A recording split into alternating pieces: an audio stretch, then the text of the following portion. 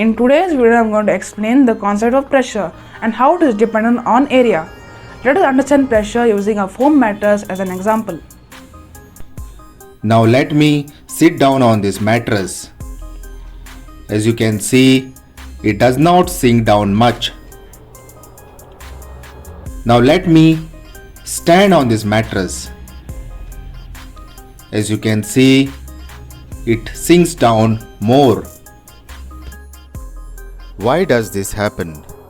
When I sit on the mattress, it does not sink down much because pressure is equal to force by area. So when I sit, my sitting area is more, so the pressure is less. But when I stand on the mattress, it sinks down because when I stand, my standing area is less, hence the pressure is more.